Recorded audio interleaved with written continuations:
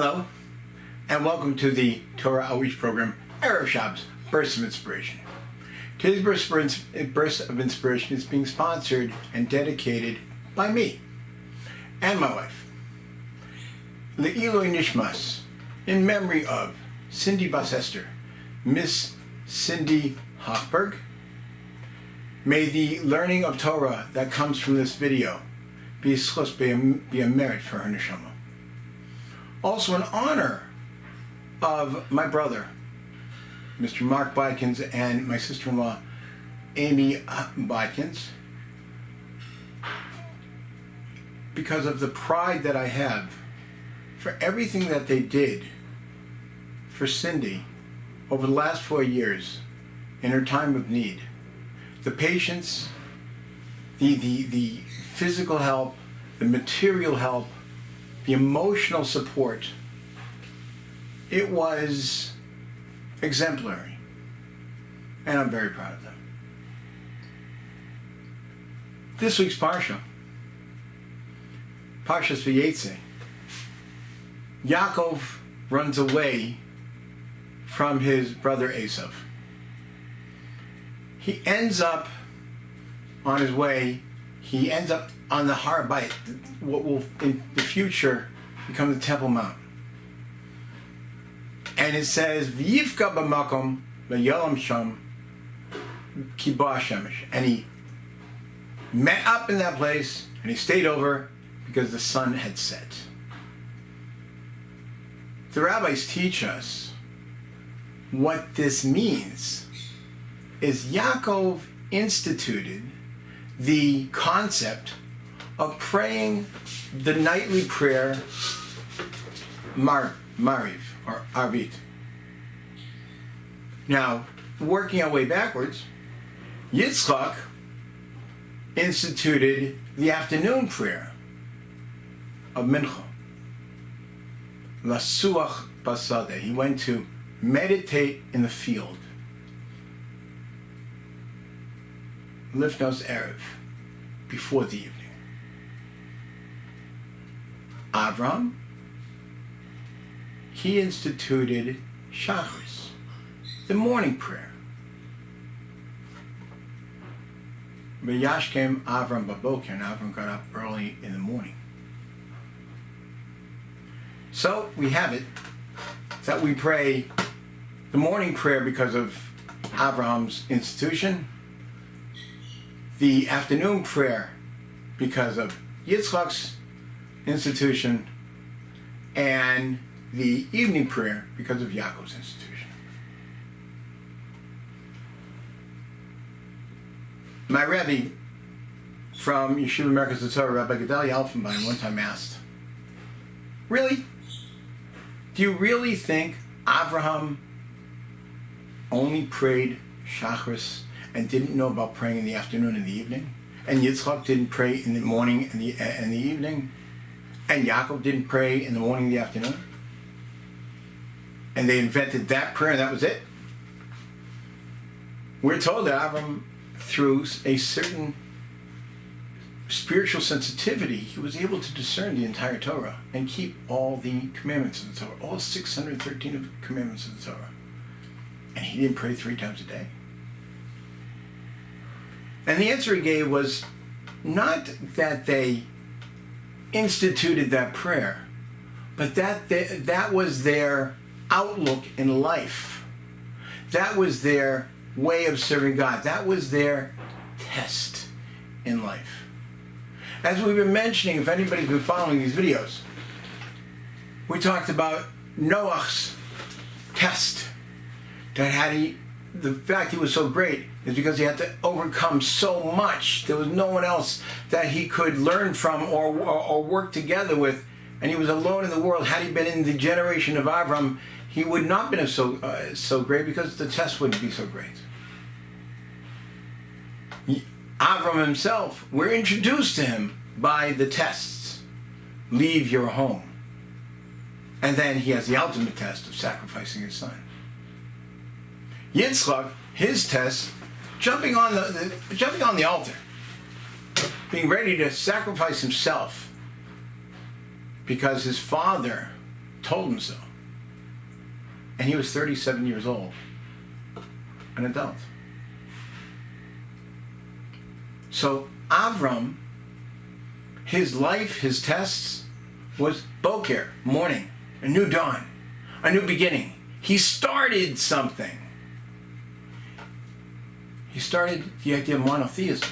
He brought the belief in one God back into the world. The idea of morality back into the world. Yitzchak was the inheritor of Avraham. It says that he dug the wells that his father had dug, and the Plishtim had filled them up with dirt. What the rabbis explain is he taught the people that Avraham had taught. When Avraham passed away, they were taken over. These people were taken back by the Plishtim, and the Plishtim filled their minds with dirt. And he redug that. He cleaned them out again. And he retaught what his father had taught. He was the inheritor of his father. Avraham was the new dawn. Yitzchak prayed mincha, noon. Everything's clear. Everything's bright. I'm taking over from where my father left off. I know my path. I know where I'm going. What about Yaakov? Yaakov, his tests were very, very different. Avraham saw God. Avraham had 10 tests that were, many of them, beyond normal human comprehension. Yitzchak had to jump on a mizbeach onto an altar. Although they were tested, although their lives were hard, they saw God. It was clear. It was daylight. What were Yaakov's tests? Well, fought with his brother and had to run away. He then had to deal with a crooked father-in-law. He then had to deal with his brother again. Finally, that cleared up, and his daughter was taken captive. And then that's cleared up, and his sons were all fighting, and he lost one of his sons, was taken away. Dark stuff. Not clear. God's not in his face saying, you're being tested. You have to deal with this, and I want to see how you're going to come through it. It was dark. Nighttime. It wasn't obvious. Because the test that he had, God wasn't showing his face. The tests that he had were the same tests that we have. Open up the newspapers and look into your own lives. How many of us have dealt with these things? Problems with our with our brothers, problems with our children, problems with our father-in-law. Please, we all deal with this. How did Yaakov deal with this? Yaakov tiken arvis. Yaakov instituted the prayer of Mariv, the nighttime prayer. Can you see God through the new dawn? Yeah. It's pretty easy, actually. Can you see God in noon when everything's bright? Yeah. So davening Shabbos and davening Mincha, praying the morning prayer and the afternoon prayer, that's okay, that's easy. But that night prayer, can you see God when it's dark? And that was Yaakov. It's interesting to point out that we know that God has different pictures, different forms on his throne. An eagle, a bear, a lion, and a human. Now, if you were God, you would want the perfection of the species, whatever that was. Whose form is on God's throne? Which human? You guessed it. Yaakov. Not Avraham, who started monotheism, who started Judaism. Not Yitzchak, who was ready to give his life over.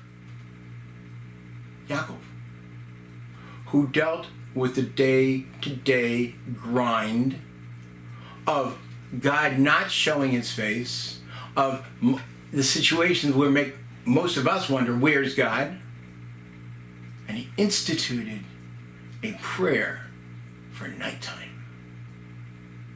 A prayer to show, I believe, I have absolute faith God's there in the darkness. Yaakov is on God's throne because Yaakov is the lesson for the ages. Shabbos.